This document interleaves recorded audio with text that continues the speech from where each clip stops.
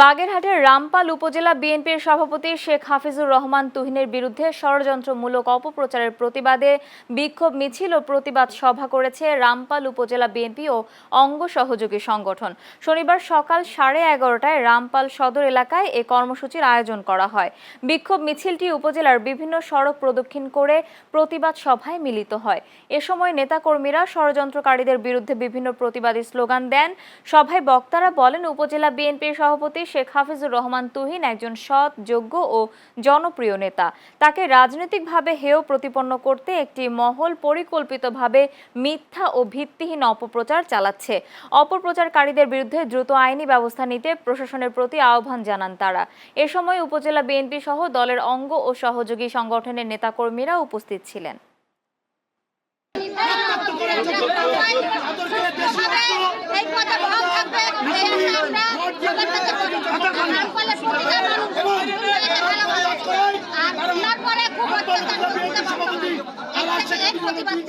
কয়েকদিন আগে আমাদের যে ওয়ার্ড নির্বাচন হয়েছে, এই ওয়ার্ড নির্বাচনে কাজী জাহিদ এই ক্যাম্পাসার জাহিদ যাকে ভাষা জাহিদ বলে, এই ভাষা জাহিদের নিজের কোনো অস্তিত্ব নেই, নিজের কোনো ঠিকানা নেই।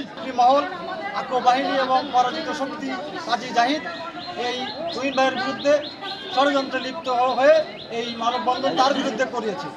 আমরা এখানে এসেছি তুহিন ভাই যে জ্ঞানদান ঠেকানোর জন্য আপ্রাণ চেষ্টা করেছে। আজকে কেন তার বিরুদ্ধে এই মানববন্ধন হলো?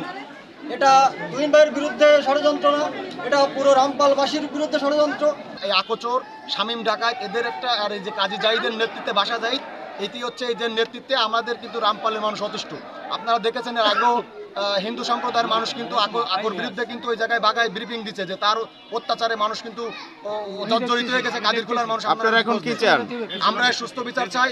আমাদের এই আসনের নির্বাচিত নেতা lion doctor Sheikh Faridul Islam MP এবং মাননীয় প্রতিমন্ত্রী বন পরিবেশ বিষয়ক মন্ত্রণালয়ের আমরা ফরিদ ভাইয়ের কাছে এই বিচারের সুস্থ দাবি চেয়ে এবং অফিস ভাঙচুরের এই যে মিথ্যা বানোয়াট ভিত্তিহীন এই যে অপপ্রচার চালাচ্ছে এবং তুহিন ভাইকে নিয়ে যে ষড়যন্ত্র চালাচ্ছে, এটার প্রতিবাদ আমরা সবাই চাচ্ছি।